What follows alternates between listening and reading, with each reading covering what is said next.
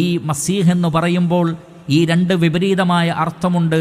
അതിൽ ദജ്ജാലിനെ കുറിച്ച് പറയുമ്പോൾ മസീഹ് എന്ന് പറഞ്ഞാൽ തിന്മ കൊണ്ട് അഭിഷേകം ചെയ്യപ്പെട്ടവനും ഒരു കണ്ണ് അതിൻ്റെ പ്രകാശം നീക്കം ചെയ്യപ്പെട്ടവനും എന്നെല്ലാമുള്ള അർത്ഥമാണ് അതിന് നൽകപ്പെട്ടിട്ടുള്ളത് എന്ന് നാം മനസ്സിലാക്കുക. ഇനി അതിൻ്റെ കൂടെ മസീഹ് എന്നതിൻ്റെ കൂടെ പറയപ്പെട്ടിട്ടുള്ള അദ്ദജ്ജാൽ. എന്താണ് ദജ്ജാൽ എന്ന വാക്കിൻ്റെ അർത്ഥം? യഥാർത്ഥത്തിൽ ദജല യദ്ജുലു ദജ്ലൻ, ദജല എന്ന് പറഞ്ഞാൽ ഐ കദബ ഔ ഗത്ത, കളവ് പറയുക അല്ലെങ്കിൽ മൂടുക, മറച്ചു വെക്കുക എന്നാണ് ദജല എന്ന വാക്കിൻ്റെ അർത്ഥം. വ അസ്ലു ദജൽ അൽ ഖലത്തു, യഥാർത്ഥത്തിൽ ദജലിൻ്റെ അസ്ലു എന്ന് പറഞ്ഞാൽ അൽ ഖലത്തു, കൂട്ടിക്കുഴയ്ക്കലാണ്. യുഖാലു ഇദാ ദജല ലബസ വമവഹ, ഒന്നിനെ അവ്യക്തമാക്കുക, ആശയക്കുഴപ്പമുണ്ടാക്കുക, ജനങ്ങളെ തെറ്റിദ്ധരിപ്പിക്കുക, കളവ് പറയുക, ഇതിനെല്ലാമാണ് ദജൽ എന്ന് പറയുന്നത്. അതിൻ്റെ ഏറ്റവും മൂർത്തമായ രൂപമാണെങ്കിൽ അതിന് ദജ്ജാൽ എന്ന് പറയും. ദജ്ജല എന്ന് പറഞ്ഞാൽ ഏറ്റവും ശക്തമായി കളവ് പറയുക, സത്യവും അസത്യവും തമ്മിൽ കൂട്ടിക്കുഴയ്ക്കുക, ജനങ്ങൾക്കിടയിൽ കൺഫ്യൂഷൻ ഉണ്ടാക്കുക. അത്തരത്തിലുള്ള അവൻ്റെ ചില പ്രവർത്തനങ്ങൾ ദജ്ജാലിൻ്റെ പ്രവൃത്തിയുമായി ബന്ധപ്പെട്ട ഭാഗം വരുമ്പോൾ ഇൻഷാ അള്ളാഹു സുബ്ഹാനഹു വ തആല തൗഫീഖ് ചെയ്താൽ നാം വിശദീകരിക്കും. അതുകൊണ്ട് തന്നെ ദജ്ജാൽ എന്ന് പറഞ്ഞാൽ അങ്ങേയറ്റം കളവ് പറയുക, ജനങ്ങൾക്കിടയിൽ ആശയക്കുഴപ്പമുണ്ടാക്കുക, ജനങ്ങളെ തന്നിലേക്ക് ക്ഷണിച്ച് അവരുടെ കുഫറിനെ ഒരു മറയായി സ്വീകരിച്ചുകൊണ്ട് അവരുടെ കുഫറിനെ മറച്ച് അവർ ഈമാനിലാണ് എന്നവരെ തെറ്റിദ്ധരിപ്പിക്കുക. ഇതെല്ലാം ദജ്ജാലിൻ്റെ പണിയാണ്. അതുകൊണ്ടാണ് ഉലമാക്കൾ ദജ്ജാലിനെ കുറിച്ച് പറഞ്ഞെടുത്ത് പറഞ്ഞത് അൽ മുമവ്വിഹു അൽ കദ്ദാബു യക്സുറു മിൻഹുൽ കദിബു വത്തൽബീസ്, ജനങ്ങൾ ആശയക്കുഴപ്പമുണ്ടാക്കലും നുണയും അവനിൽ നിന്ന് ധാരാളമുണ്ടാകും. അവൻ കളവ് പറയുന്നവനും ആശയക്കുഴപ്പമുണ്ടാക്കുന്നവനും തെറ്റിദ്ധരിപ്പിക്കുന്നവനുമായിരിക്കും. അതുകൊണ്ട് ദജ്ജാൽ എന്ന് പറഞ്ഞാൽ നുണ പറയുക, കളവ് പറയുക, ജനങ്ങളെ തെറ്റിദ്ധരിപ്പിക്കുക.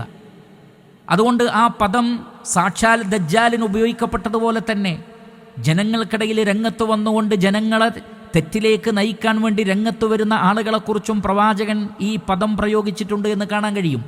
ഇമാം മുസ്ലിം റഹിമഹുല്ലാ അദ്ദേഹത്തിൻ്റെ സ്വഹീഹിൽ ഉദ്ധരിക്കുന്നു, അന്നഹു സമിഅ അബാ ഹുറൈറത റളിയല്ലാഹു തആല അൻഹു യഖൂൽ ഖാല റസൂലുള്ളാഹി സ്വല്ലല്ലാഹു അലൈഹി വസല്ലം, അല്ലാഹുവിൻ്റെ റസൂൽ പറഞ്ഞിട്ടുണ്ട്, യകൂനു ഫീ ആഖിരിസ് സമാനി ദജ്ജാലൂന കദ്ദാബൂൻ, അവസാന കാലഘട്ടത്തിൽ വരും ദജ്ജാലൂന കദ്ദാബൂൻ, തെറ്റിദ്ധരിപ്പിക്കുന്നവരും പെരുന്നുണയന്മാരുമായ ആളുകൾ.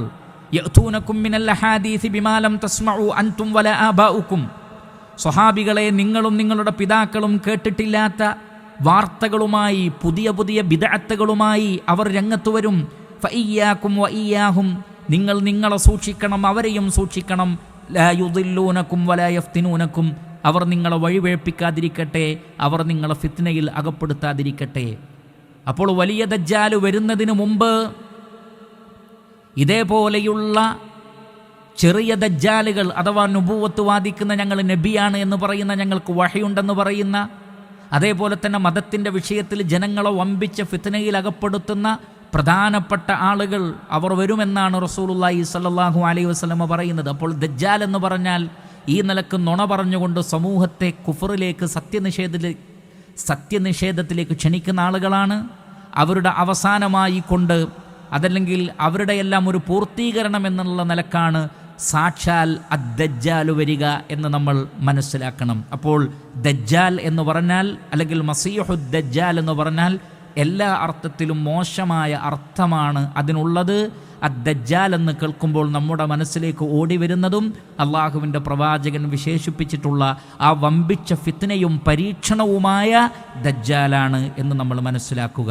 അപ്പോൾ ദജ്ജാലിൻ്റെ പേരുമായി ബന്ധപ്പെട്ട് നമുക്ക് മനസ്സിലാക്കാനുള്ള കാര്യം ഈ പറഞ്ഞതാണ്, അൽ മസീഹു അദ്ദജ്ജാൽ.